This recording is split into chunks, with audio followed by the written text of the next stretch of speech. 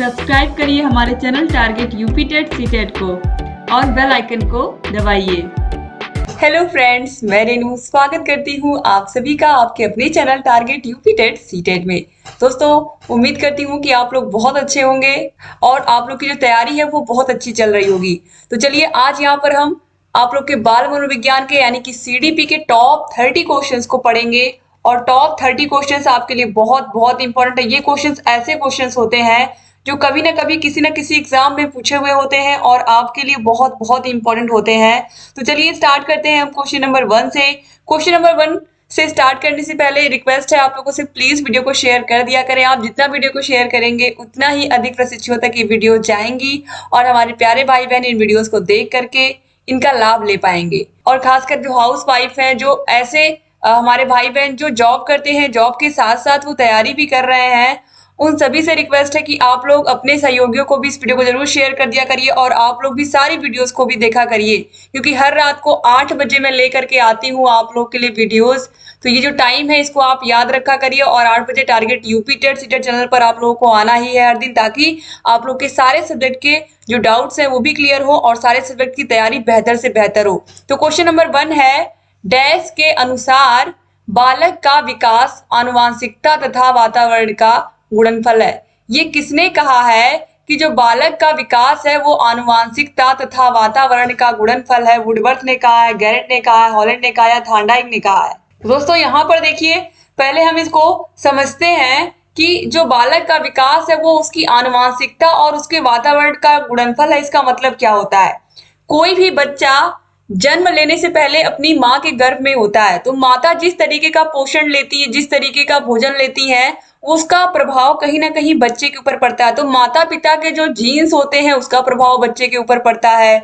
इसके अलावा जब बच्चा जन्म लेकर के माता के गर्भ से बाहर आता है, यानी कि जब बच्चा जन्म लेकर के धीरे धीरे उसका विकास होना शुरू होता है, उसकी वृद्धि होनी शुरू होती है, तो वातावरण जो है, जो उसके आसपास के परिवार के लोग होते हैं, उसके आस पड़ोस के लोग होते हैं, उनका भी प्रभाव उस बच्चे पर पड़ता है।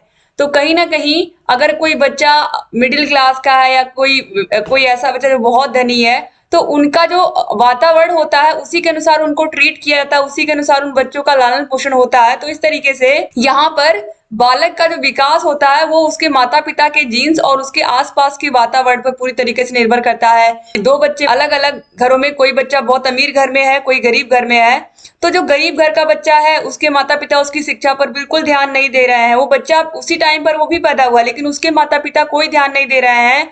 और जो अमीर घर का बच्चा है उसको बढ़िया से स्कूल में भेज रहे हैं, उसको तैयार करके भेज रहे हैं, उसको और आगे पढ़ा रहे हैं, तो वो बच्चा कहीं ना कहीं उसको सारा जो इन्वायरमेंट है, वातावरण है, वो अच्छा मिल रहा है, तो वो बच्चा अच्छा करेगा। इसी प्रकार से एक बीज को अगर अच्छा वातावरण मिलेगा, बीज तो ये भी है, अगर ये अच्छा वातावरण मिलेगा, दो बीज है, अगर इस बीज को अच्छे से वातावरण मिला और दूसरे को नहीं मिला, तो जो पहला बीज है वो बड़ा वृक्ष बनेगा, दूसरा बड़ा वृक्ष नहीं बन पाएगा। अब अच्छे वातावरण का मतलब क्या है कि एक बीज को बोने के बाद उसमें बराबर खाद पानी हर चीज डाला जा रहा है, उर्वरक उसको बराबर मिल रहा है, तो ये अच्छा वृक्ष बनेगा और स्वस्थ बनेगा। लेकिन दूसरा अगर उस पर ध्यान नहीं दिया जाएगा तो आंधी आएगी तो ये टूटकर गिर जाएगा, क्योंकि इसकी जड़ें ही नहीं मजबूत हो पाएंगी, क्योंकि इसको सही से पोषण ही नहीं मिला है। तो इस तरीके से यहाँ पर जो विकास होता है वो आनुवांशिकता और वातावरण दोनों पर ही निर्भर करता है किसी भी बच्चे का। तो बच्चे के माता पिता की बुद्धि, माता पिता के जो जीन्स होते हैं, उनके जो आदतें होती हैं, इसके अलावा जो वातावरण से बच्चा अपने आसपास से सीखता है जन्म लेने के बाद, अपने इन्वायरमेंट से, इन दोनों का गुणनफल होता है किसी भी व्यक्ति का विकास या व्यक्तित्व, दोनों को हम कह सकते हैं। तो दोस्तों ये किसके अनुसार है? तो राइट आंसर यहाँ पर हो जाएगा ऑप्शन नंबर ए, वुडवर्थ। ये किसने कहा है? वुडवर्थ ने कहा है, याद रखिएगा, बहुत इंपॉर्टेंट है। अब इसके बाद हम आगे बढ़ते हैं क्वेश्चन नंबर 2 पर। उम्मीद करती हूँ कि क्वेश्चन नंबर 1 आपको अच्छे से समझ में आ गया होगा। अधिगम में प्रयत्न व भूल के सिद्धांत का प्रतिपादन किसने किया था? प्रयत्न एवं भूल का सिद्धांत, प्रयास एवं त्रुटि का सिद्धांत भी इसी को कहते हैं, प्रयास एवं त्रुटि का सिद्धांत भी कहते हैं। इसके अलावा दोस्तों इसी सिद्धांत को हम चयन या संबंध का सिद्धांत भी कहते हैं, चयन एवं संबंध का सिद्धांत। इसके अलावा इसको हम उद्दीपक अनुक्रिया सिद्धांत भी इसी को कहते हैं। तो दोस्तों ये जो दिया था ये थॉर्नडाइक ने दिया था, तो यहाँ पर ऑप्शन नंबर सी जो है ये सही हो जाएगा। इसके अलावा थॉर्नडाइक ने सीखने के मुख्य 3 नियम बताए हैं। कौन कौन से? अभ्यास का नियम, तत्परता का नियम और प्रभाव का नियम। ये 3 नियम जरूर याद रखिएगा। 3 मुख्य नियम है और 5 गौड़ नियम है। तो इनको भी आप याद रखिएगा कितने गौड़ हैं, क्योंकि कभी कभी एग्जाम में ये भी पूछ लेता है। अब हम क्वेश्चन नंबर 3 पर आते हैं। प्रतिभाशाली होने का संकेत निम्नलिखित में से कौन सा नहीं है? विचारों में सृजनात्मकता, दूसरों के साथ लड़ना, अभिव्यक्ति में अनूठापन या फिर कौतूहल। तो दोस्तों, प्रतिभाशाली होने का संकेत ये बिल्कुल नहीं है कि आप दूसरों के साथ लड़ाई करो। ये तो प्रतिभाशाली बच्चे का संकेत ही नहीं है। अगर दूसरों के साथ आप लड़ रहे हो, इसका मतलब आप प्रतिभाशाली हो ही नहीं।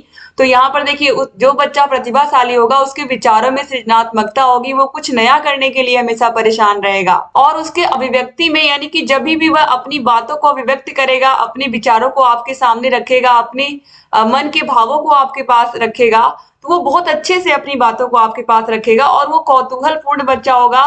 किसी भी समस्या का हल वो खुद भी ढूंढ पाएगा, और अगर जहां नहीं ढूंढ पाएगा वहां वो शिक्षक से भी मदद लेगा। तो इस तरीके से जो दूसरों के साथ लड़ना है, ये प्रतिभाशाली बच्चे का संकेत बिल्कुल नहीं है। तो ऑप्शन बी यहाँ पर सही हो जाएगा। क्वेश्चन नंबर 4 पर आते हैं। विशिष्ट बालकों की शिक्षा हेतु शिक्षक को ध्यान देना चाहिए अपने पहनावे पर, अनुशासन पर, व्यक्तिगत आवश्यकताओं व समस्याओं पर या पाठ्यक्रम पर। तो विशिष्ट बालकों के अंतर्गत सारे बच्चे आते हैं, सामान्य बालकों को छोड़कर। सामान्य बच्चों को अगर छोड़ दिया जाए तो सारे बच्चे विशिष्ट बालकों के अंतर्गत आते हैं, चाहे वो किसी प्रकार से अधिगम में अक्षम हो, जैसे कि दृष्टिबाधित बच्चे जो देख नहीं सकते, श्रवण बाधित बच्चे जो सुन नहीं सकते, मूक बधिर बच्चे जो ना बोल सकते हैं ना सुन सकते हैं। ये सारे बच्चे जो किसी प्रकार से शारीरिक रूप से अक्षम है, यानी कि ऐसे बच्चे जिनकी अस्थियों में कुछ प्रॉब्लम है, जिनके हाथ पैर नहीं है, ऐसे बच्चे, ये सारे बच्चे विशिष्ट बालकों के अंतर्गत आएंगे। और जो बहुत प्रतिभाशाली बच्चे होंगे उनको भी हम विशिष्ट बच्चे ही कहते हैं। तो इस तरीके से ऐसे बच्चे अगर आपके पास आसपास है या आपके क्लास में है, तो उनकी व्यक्तिगत आवश्यकताओं पर आपको ध्यान देना पड़ेगा। व्यक्तिगत आवश्यकताओं का मतलब क्या है कि अगर कोई बच्चा सुन नहीं सकता क्लास में सही से, उसको सुनने में दिक्कत है, तो सुनने में दिक्कत है तो उसकी व्यक्तिगत आवश्यकता है ना कि उसको सुनने में दिक्कत है, तो उस बच्चे को क्लास में आप सबसे आगे बैठाओगे, ताकि उसे जब आप बोलो तो सुनने में जो प्रॉब्लम है वो उतनी ना हो। जब वो आगे बैठेगा तो कुछ ना कुछ तो उसके कान में जाएगा ही जाएगा। तो उनकी व्यक्तिगत आवश्यकता, अब इस बच्चे को सुनाई अगर नहीं दे रहा है तो इस बच्चे की व्यक्तिगत आवश्यकता है कि उसको आगे बैठाया जाए। तो उनकी व्यक्तिगत आवश्यकताओं और समस्याओं पर ध्यान देना होगा हमें। तो यहाँ पर मैंने सिर्फ एक बच्चे की विशेषता बताई जिसको सुनने में दिक्कत है। अगर कोई बच्चा देखने में उसको प्रॉब्लम है तो उसके लिए भी शिक्षक को व्यक्तिगत आवश्यकता पर उसकी ध्यान देना ही पड़ेगा। तो इस तरीके से ऑप्शन सी यहाँ पर क्या हो जाएगा? सही हो जाएगा। क्वेश्चन नंबर 5 पर आते हैं दोस्तों। क्वेश्चन नंबर 5 देखिए क्या कह रहा है। आंशिक दृष्टिदोष युक्त बालक का व्यवहार कैसा होता है? आंशिक दृष्टिदोष यानी कि ऐसा बच्चा जिसको सही सही दिखाई नहीं दे रहा है क्लास में, ऐसे बच्चे का व्यवहार कैसा होता है? वो किताबों को बहुत ही आंखों के पास लाकर पढ़ता है। वह शिक्षक से यानी कि टीचर से अक्षर स्पष्ट न दिखने की शिकायत करता है कि उसको बोर्ड पर सही से अक्षर नहीं दिख रहे हैं, ब्लैक बोर्ड पर उसको अक्षर नहीं दिख रहे हैं, टीचर से बोलता है। श्याम पट पर यानी कि ब्लैक बोर्ड पर लिखे हुए को नोटबुक पर नहीं उतार पाता है। टीचर ने कुछ इंपॉर्टेंट चीजें लिखी हैं बोर्ड पर जिनको देख करके वो कॉपी में नहीं उतार पा रहा है। या उपयुक्त सभी यानी कि यहाँ जितनी समस्याएं लिखी गई हैं ये सारी समस्याएं बच्चे फेस करते हैं।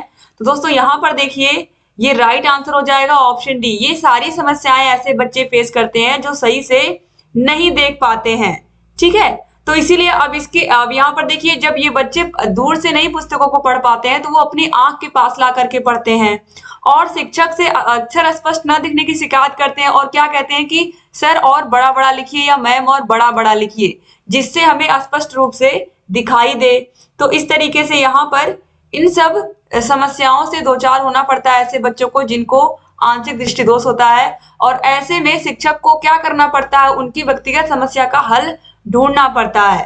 तो यही आपने पिछले क्वेश्चन में देखा है कि अगर कोई बच्चा ऐसा है जिसको किसी प्रकार से कोई समस्या होती है तो व्यक्तिगत रूप से शिक्षक को उस बच्चे के ऊपर ध्यान देना ही पड़ता है। ठीक है, अब हम आगे बढ़ते हैं क्वेश्चन नंबर 6 पर। श्रवणहास यानी कि सुनने संबंधी दिक्कत है बच्चे को। श्रवणहास से ग्रसित बच्चे कक्षा में किस सबसे मुख्य नौराश्य या कुंठा का सामना करते हैं? ऐसे बच्चे जो सुन नहीं पाते हैं वो कक्षा में किस सबसे मुख्य कुंठा का सामना करते हैं? दूसरों के साथ संप्रेषण करने तथा सूचनाओं को बांटने में अक्षमता, दूसरे विद्यार्थियों के साथ परीक्षा देने में अक्षमता, प्रस्तावित पाठ्य पुस्तक को पढ़ने की अक्षमता या खेल कूद में भागीदारिता निभाने की अक्षमता। तो ऐसे बच्चे जो सुन नहीं पाते, जैसे कि बच्चे के फ्रेंड ने कुछ उसको बोला लेकिन बच्चे को सुनाई नहीं दिया, तो वह क्या कर पाएगा? अगर उसने पूछा कि क्या तुम आज शाम को खेलने आओगे, स्कूल खत्म होने के बाद क्या तुम शाम को ग्राउंड में खेलने आओगे, लेकिन सामने वाला बच्चा उसको सही से सुनाई नहीं दे रहा, तो वो सुन नहीं पा रहा, वो फिर बोल रहा है कि एक बार तुम दोबारा बोलो कि तुमने क्या बोला। फिर उसका दोस्त दोबारा फिर यही चीज कहता है कि शाम को चलो खेलने चलते हैं स्कूल के बाद, लेकिन उस बच्चे को फिर सुनाई नहीं दे रहा है। तो इस तरीके से संप्रेषण करने में यानी कि बातचीत करने में बहुत प्रॉब्लम होती है ऐसे बच्चों को। तो यहाँ पर क्या हो जाएगा? ऑप्शन नंबर ए जो है सही हो जाएगा। अब 2 बार उसके दोस्त ने उससे क्वेश्चन पूछा, वो सुन नहीं पा रहा, तो ऐसे में बच्चे के अंदर कुंठा भावना आ जाएगी कि आखिर में मेरे साथ ऐसा क्यों है, मुझे ही क्यों सुनाई नहीं दे रहा है। तो इस तरीके से ऑप्शन ए जो है यहाँ पर क्या हो जाएगा? सही हो जाएगा। ना तो बेचारा वो अपनी बात, ना तो किसी की बात को सुन पा रहा, और जब वो सुन नहीं पा रहा तो वो जवाब भी नहीं दे पा रहा है। अब इसके बाद क्वेश्चन नंबर 7 पर आते हैं। पियाजे मुख्य रूप से किसके अध्ययन के लिए जाने जाते हैं? भाषा विकास, यौन विकास, संज्ञानात्मक विकास या फिर सामाजिक विकास। तो दोस्तों यहाँ पर आप देखिए, जो जीन पियाजे हैं इन्होंने बालकों के ऊपर बहुत ही अच्छे से अध्ययन किया था। इनके खुद के 2 बच्चे थे, उन दोनों बच्चों पर इन्होंने जैसे जैसे वो बड़े होते गए, जैसे जैसे उनका विकास होता गया, जैसे जैसे उनकी आदतें बदलती गई, इन सबको उन्होंने अवस्थाओं में बांट दिया। जैसे कि इन्होंने क्या कहा, जो बालक जन्म से लेकर के 2 वर्ष तक का है, जब बालक जन्म से लेकर के 2 वर्ष तक का होता है तो वो संवेदी गामक अवस्था में होता है, जिसे हम इंद्रिय जनित गामक अवस्था भी कहते हैं। ठीक है, ये पहली अवस्था थी। फिर दूसरी इन्होंने कहा, जब बच्चा 2 से लेकर के 7 वर्ष के बीच में होता है तो ये होती है पूर्व संक्रियात्मक अवस्था। पूर्व संक्रियात्मक अवस्था होती है। इसके बाद जब बच्चा 7 से लेकर के 11 वर्ष तक का होता है तो ये मूर्त संक्रियात्मक अवस्था होती है। मूर्त रूप में वस्तुओं को वो गिनना, जोड़ना, घटाना ये सब सीखता है। और जब बच्चा 11 से 15 वर्ष तक का होता है तो ये औपचारिक संक्रियात्मक अवस्था होती है। तो इस तरीके से इन्होंने बच्चे की बुद्धि के विकास को, उसके संज्ञान को, उसके ज्ञान के विकास को यहाँ पर 4 अवस्थाओं में बांट दिया था। तो यहाँ पर ऑप्शन नंबर सी जो है संज्ञानात्मक विकास, ये राइट आंसर हो जाएगा। अब हम आगे बढ़ते हैं क्वेश्चन नंबर 8 पर। थॉर्नडाइक का सिद्धांत निम्न में से कौन सी श्रेणी में आता है? व्यवहारात्मक सिद्धांत, संज्ञानात्मक सिद्धांत, मनोविश्लेषणात्मक सिद्धांत या फिर उपयुक्त में से कोई नहीं। दोस्तों, जो थॉर्नडाइक थे ये व्यवहारवादी थे। कैसे थे? व्यवहारवादी थे।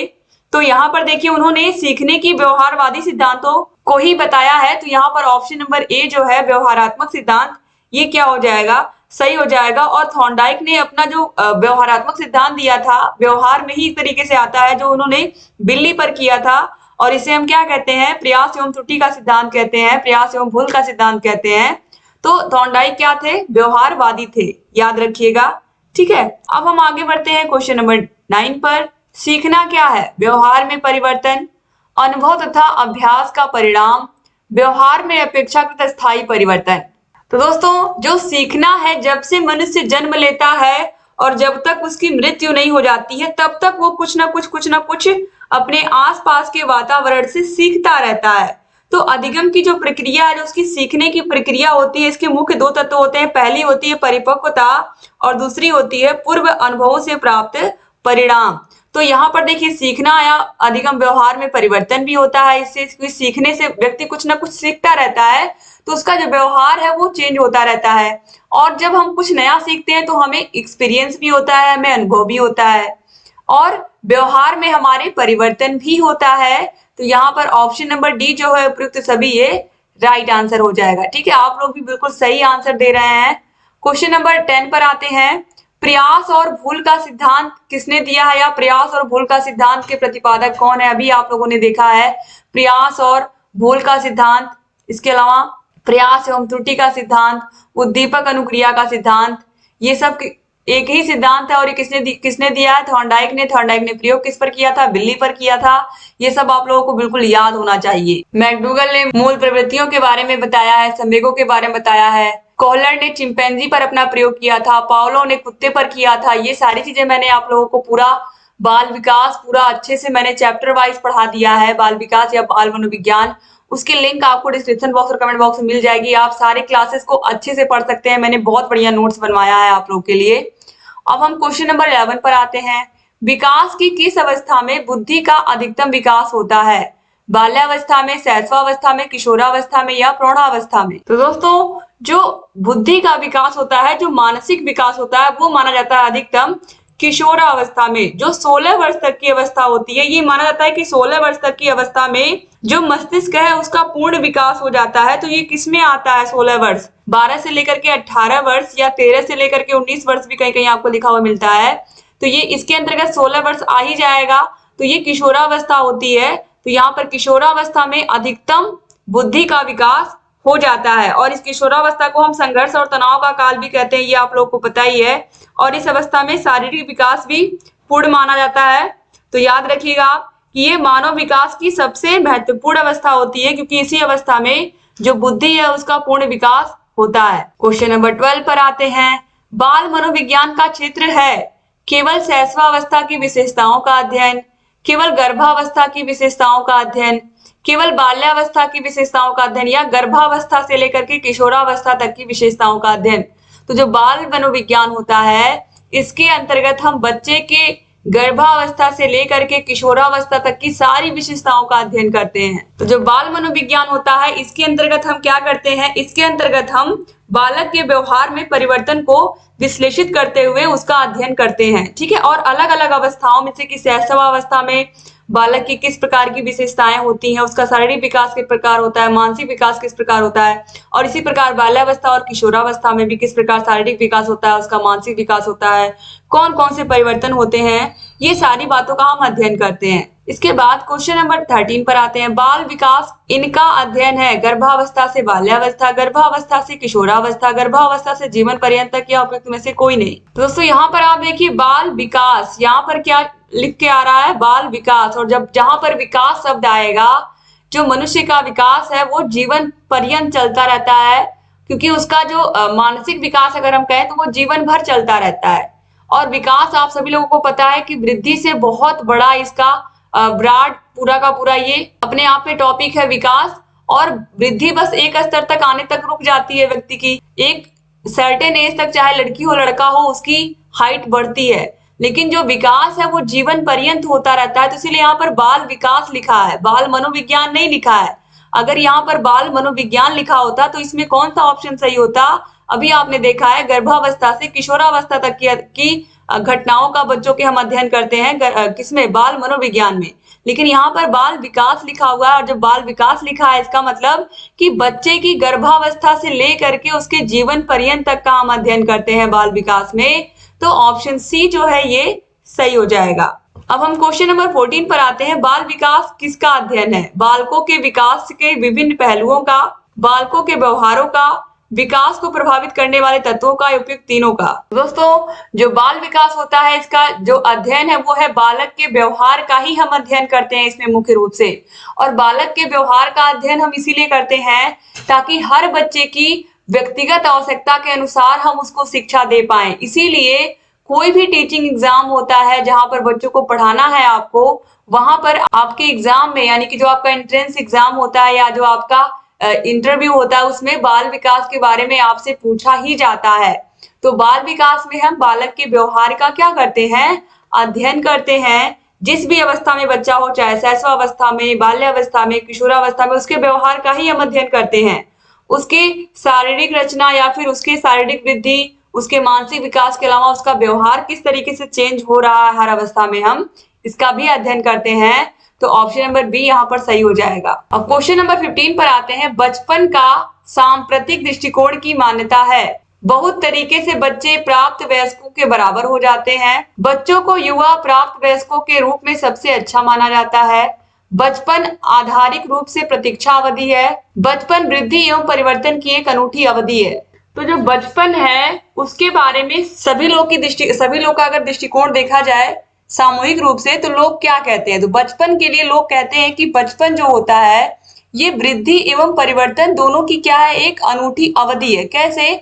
जब बच्चा छोटा होता है, शैशवावस्था में होता है, तो शैशवावस्था से लेकर के किशोरावस्था तक बच्चे की वृद्धि भी होती है और बच्चे में परिवर्तन भी होता है। पहले बच्चा स्कूल जाने से डरता है, फिर वही स्कूल उसको इतना अच्छा लगने लगता है, वही उसी स्कूल के दोस्त इतने अच्छे लगने लगते हैं कि वो घर नहीं आना चाहता है और उन्हीं के साथ वो खेलने लगता है। धीरे धीरे वह स्कूल में जाते जाते फिर वो किशोरावस्था में भी आ जाता है और धीरे धीरे वो बच्चा स्कूल भी पास कर लेता है, फिर कॉलेज में जाता है, वहां उसके अलग फ्रेंड्स बनते हैं, उसका व्यवहार अलग हो जाता है।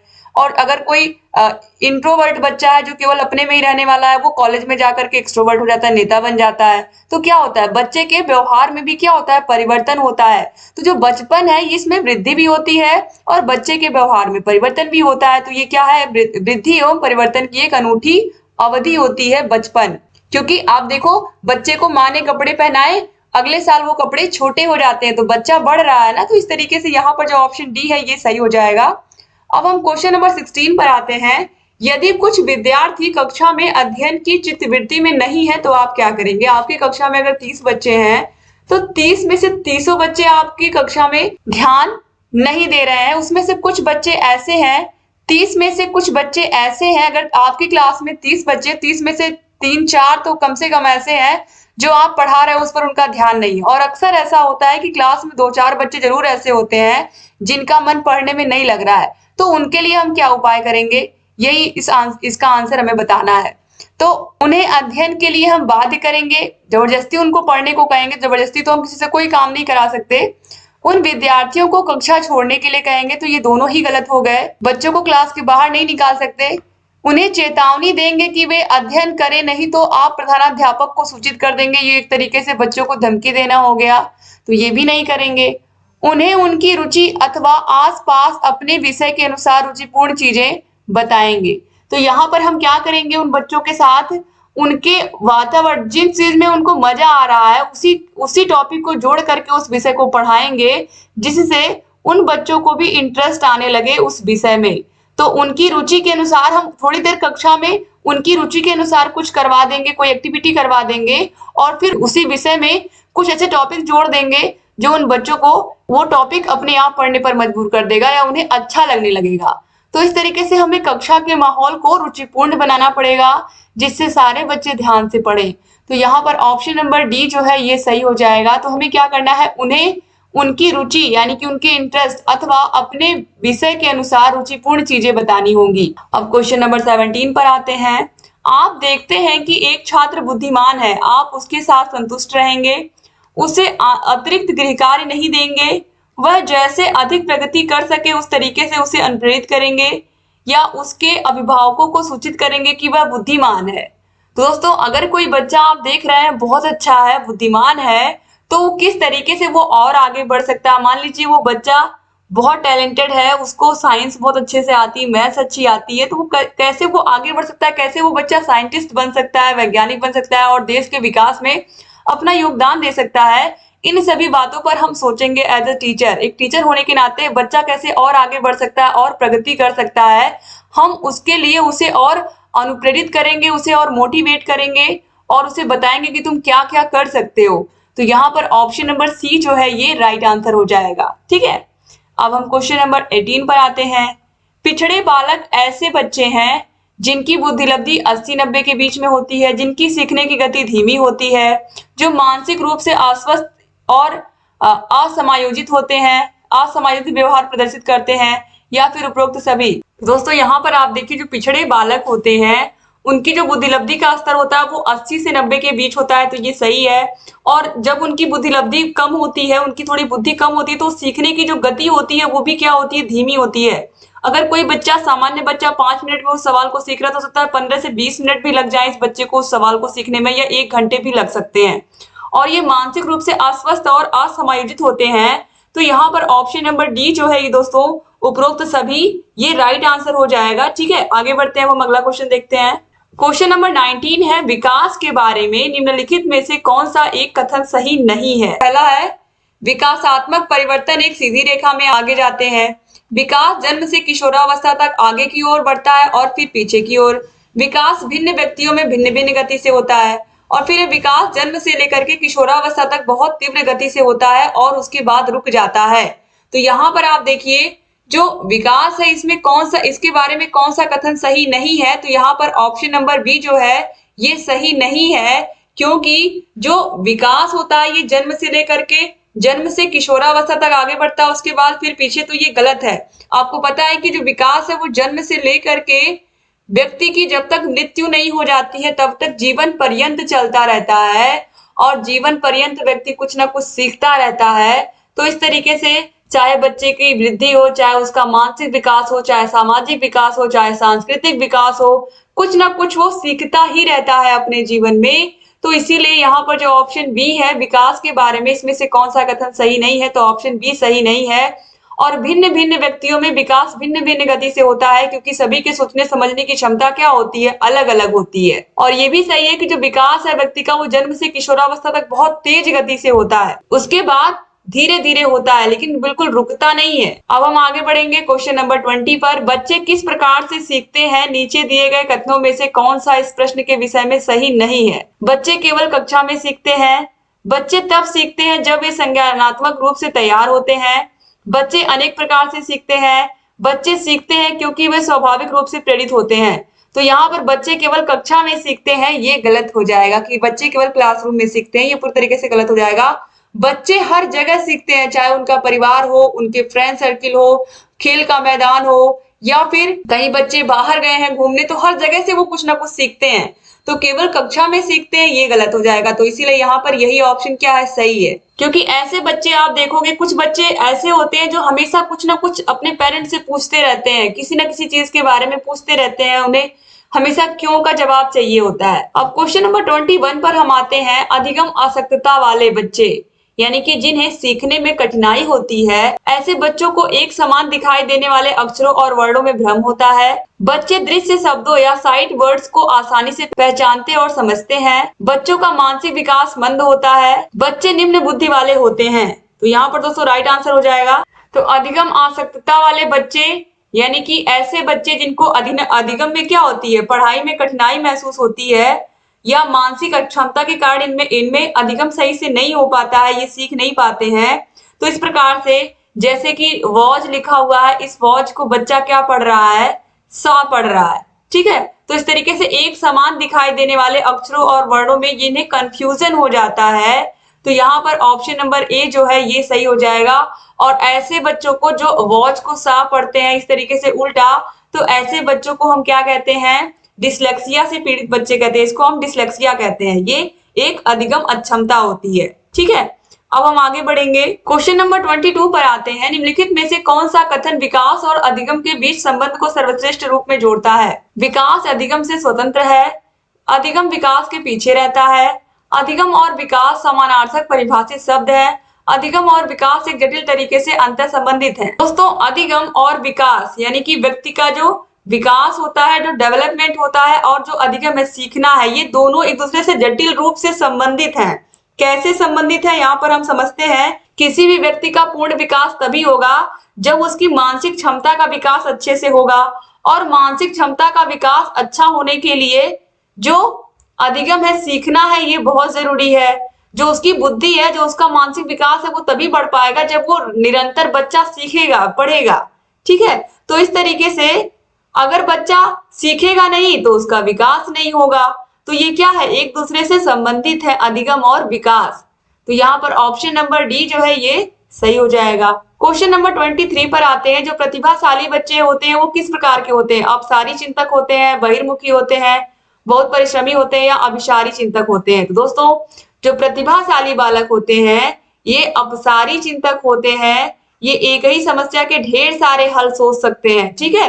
तो ये अपसारी चिंतक होते हैं। अब क्वेश्चन नंबर 24 पर आते हैं। सीखने संबंधी निर्योग्यताएं सामान्यतः औसत से श्रेष्ठ बुद्धि लब्धि वाले बच्चों में पाई जाती हैं, लड़कियों की तुलना में अधिकतर लड़कों में पाई जाती हैं, अधिकतर उन बच्चों में पाई जाती हैं जो शहरी क्षेत्रों की अपेक्षा ग्रामीण क्षेत्रों से संबंध रखते हैं, या उन बच्चों में पाई जाती हैं विशेषतः जिनके पैतृक या अभिभावक इस प्रकार की समस्याओं से ग्रसित होते हैं। दोस्तों जो सीखने संबंधी समस्याएं होती है, निरोग्यताएं होती है, ये कहीं ना कहीं जीन्स से रिलेटेड होती है, यानी कि वंशानुगत होती है। इस तरीके से हम कह सकते हैं कि एक पीढ़ी से दूसरी पीढ़ी में ये चलती चली आती हैं। तो इस प्रकार से यहाँ पर आप देखिए ये उन बच्चों में पाई जाती हैं विशेषतः जिनके पैतृक या माता पिता या उनके माता पिता के माता पिता या उनके अभिभावक इस प्रकार की समस्या से ग्रसित रहे हो।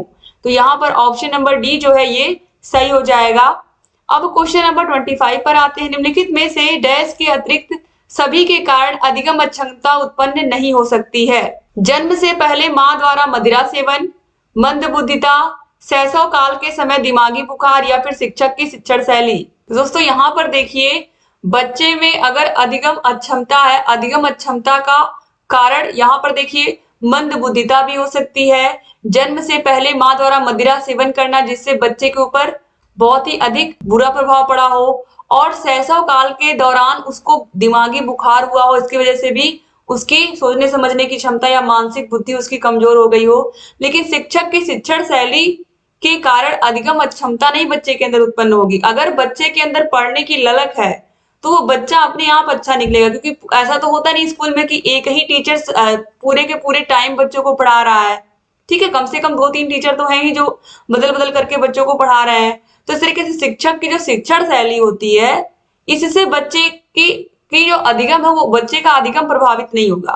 तो यहाँ पर शिक्षक की शिक्षण शैली के अतिरिक्त सभी के कारण अधिगम अक्षमता उत्पन्न नहीं हो सकती है। तो यहाँ पर बच्चे का जो मानसिक विकास है ये सब प्रभावित कर सकते हैं। जन्म से पहले माँ का मदिरा सेवन, मंदबुद्धिता, शैशव काल के समय दिमागी बुखार होना। लेकिन शिक्षक की शिक्षण शैली से बच्चे का अधिगम प्रभावित नहीं होता, या ऐसा नहीं है कि बच्चा बिल्कुल पढ़ ही नहीं पाएगा, उसको कुछ समझ ही नहीं आएगा आगे चलकर। तो यहाँ पर ऑप्शन नंबर डी जो है ये सही हो जाएगा। इसके बाद क्वेश्चन नंबर 26 पर आते हैं। बाल मनोविज्ञान के आधार पर कौन सा कथन सर्वोत्तम है? सारे बच्चे एक जैसे होते हैं, प्रत्येक बच्चा विशिष्ट होता है, कुछ बच्चे विशिष्ट होते हैं, या कुछ बच्चे एक जैसे होते हैं। तो बाल मनोविज्ञान के आधार पर सारे बच्चे क्या होते हैं? प्रत्येक बच्चा अपने आप में विशिष्ट है, अपने आप में यूनिक है। तो ऑप्शन बी जो है सही हो जाएगा। अब क्वेश्चन नंबर 27 पर हम आते हैं। क्वेश्चन नंबर 27 है, शिक्षार्थी व्यक्तित्व भिन्नता प्रदर्शित करते हैं, अतः शिक्षक को क्या करना चाहिए? अब एक ही कक्षा है तो एक ही कक्षा में 30 बच्चे पढ़ रहे हैं, तो 30 का इंटरेस्ट क्या होगा? अलग अलग होगा। किसी को साइंस पसंद है, किसी को मैथ पसंद है, किसी को हिंदी पसंद है, किसी को डांस पसंद है, किसी को सिंगिंग पसंद है, किसी को खेलना पसंद है, क्रिकेट हो, हॉकी हो, बैडमिंटन हो। तो इस तरीके से बच्चों की जो पसंद होती है, नापसंद होती है, उनका जो व्यक्तित्व है, कोई बच्चा इंट्रोवर्ट होगा जो अपने में ही खुश रहता है, कोई एक्सट्रोवर्ट होगा जो अपनी कक्षा में फ्रेंड्स बनाना अच्छा लगता है। तो इस तरीके से अलग अलग प्रकार के बच्चे होते हैं एक ही कक्षा में, तो सीखने के विविध अनुभवों को उपलब्ध कराना चाहिए। तो एक शिक्षक को क्या करना चाहिए अगर उसकी कक्षा में अलग अलग प्रकार के बच्चे हैं? सीखने के विविध अनुभवों को उपलब्ध कराना चाहिए, कठोर अनुशासन सुनिश्चित करना चाहिए। तो ये तो गलत है। अगर कक्षा में बहुत अधिक अनुशासन रहेगा तो बच्चे डर के मारे आपसे कुछ पूछ ही नहीं पाएंगे। परीक्षाओं की संख्या बढ़ा देनी चाहिए। परीक्षाओं की संख्या अगर बढ़ा दी जाएगी तो बच्चे और डरे हुए रहेंगे, तो ये भी गलत हो जाएगा। अधिगम की एक समान गति पर बल देना चाहिए, तो ये तो पूरी तरीके से गलत है। अगर आप कोई सवाल कक्षा में बता रहे हो, आपने उसको 5 मिनट में सॉल्व कर दिया, अब 5 मिनट में आपने तो सॉल्व कर दिया, लेकिन इस 30 में से केवल 5 ही बच्चे समझ पाए, और उन 25 बच्चों का क्या? तो अगर एक समान गति से आप सारे सवालों को सॉल्व कर रहे हैं तो आपके 25 के 25 बच्चे तो सीख ही नहीं पा रहे हैं, तो ये भी गलत हो गया। तो राइट आंसर क्या है? ऑप्शन नंबर ए, सीखने की के विविध अनुभवों को उपलब्ध कराना चाहिए। किस किस प्रकार से हम बच्चों को आसानी से किसी सवाल को समझा सकते हैं, विभिन्न प्रकार के तरीकों से, एग्जाम्पल के माध्यम से, अपने आसपास के इन्वायरमेंट से जोड़ करके हम उनको पढ़ा सकते हैं। अब आगे बढ़ते हैं, तो यहाँ पर ऑप्शन ए सही हो गया। क्वेश्चन नंबर 28 है, वाइगोत्स्की बच्चों के सीखने में निम्नलिखित में से किस कारक की महत्वपूर्ण भूमिका पर बल देते हैं? आनुवांशिक, नैतिक, सामाजिक या फिर शारीरिक? दोस्तों वाइगोत्स्की ने सीखने में समाज की सबसे महत्वपूर्ण भूमिका मानी है, तो यहाँ पर ऑप्शन नंबर डी जो है सामाजिक कारक, ये सही हो जाएगा। इसके बाद अब हम आगे बढ़ेंगे क्वेश्चन नंबर 29 पर। 20वीं शताब्दी को बालकों की शताब्दी किसने कहा है? ये परिभाषा किसने दी है? जो 20वीं शताब्दी है ये बालकों की शताब्दी है। मुरे ने, एडलर ने, क्रो ने या फिर जेबी वॉटसन ने? दोस्तों ये परिभाषा दी है क्रो एंड क्रो ने। क्रो एंड क्रो ने 20वीं शताब्दी को बालकों की शताब्दी कहा है। याद रखिएगा, ये बहुत इंपॉर्टेंट प्रश्न है, ये कई बार एग्जाम में पूछा जा चुका है। अब हम लास्ट क्वेश्चन पर आते हैं। उम्मीद करती हूँ आज का सेशन आप लोगों को मजेदार लगा होगा और आप लोग लगातार बाल मनोविज्ञान यानी कि सीडीपी के क्लासेस की बात कर रहे थे कि मैम प्लीज लाइए लाइए, तो अब रेगुलर आपको सीडीपी की क्लासेस भी मिलेंगी। तो क्वेश्चन नंबर 30 है, क्लासिकल स्थिति का प्रतिपादक कौन था? क्लासिकल स्थिति वॉटसन, पावलोव, स्किनर या फिर थॉर्नडाइक। तो क्लासिकल स्थिति या फिर इसको हम कह सकते हैं शास्त्रीय अनुबंधन का सिद्धांत किसने दिया था? क्लासिकल मतलब क्या होता है? शास्त्रीय। तो सबसे पुराना जो अनुबंधन का सिद्धांत था वो पावलो ने दिया था, और पावलो ने अपना प्रयोग किस पर किया था? कुत्ते पर किया था, और ये सबसे पुराना प्रयोग था, इसीलिए इसको हम क्लासिकल कंडीशनिंग थियरी भी कहते हैं। ठीक है, याद रखिएगा। तो पावलो ने प्रयोग अपना कुत्ते पर किया था। तो इस तरीके से यहाँ पर आप लोगों ने सारे के सारे क्वेश्चन देख लिए आज के। उम्मीद करती हूँ कि आज की वीडियो आप लोगों को अच्छी लगी होगी, और अगर चैनल को सब्सक्राइब नहीं किया तो please target UP TET CTET channel को जरूर सब्सक्राइब कर लीजिए, और बगल में बेल आइकन होगा उसको भी प्रेस कर लीजिएगा। आपको सारे विषयों की link description box comment box में मिल जाएगी, और बाल मनोविज्ञान की सारी क्लासेस मैंने आप लोगों को अच्छे से पढ़ाई है, तो क्लासेस की लिंक आपको डिस्क्रिप्शन बॉक्स और कमेंट बॉक्स में मिल जाएंगी। और अगर अभी तक आपने वीडियो को शेयर नहीं किया तो प्लीज वीडियो को शेयर भी कर दीजिए। चैनल से ऐसे ही बने रहिए, और ढेर सारी वीडियोस मैं आप लोगों के लिए लाती रहूंगी और आपकी तैयारी को और बेहतर करवाती रहूंगी। जय हिंद दोस्तों।